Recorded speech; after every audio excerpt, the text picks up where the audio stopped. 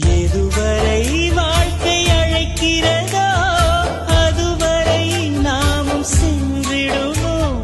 விடை பெறும் நேரம் வரும்போதும் சிரிப்பினில் நன்றி சொல்லிடுவோம். பரவசம், இந்த பரவசம் எந்நாளும் நெஞ்சில் தீராமல் எங்கே வாழுமே.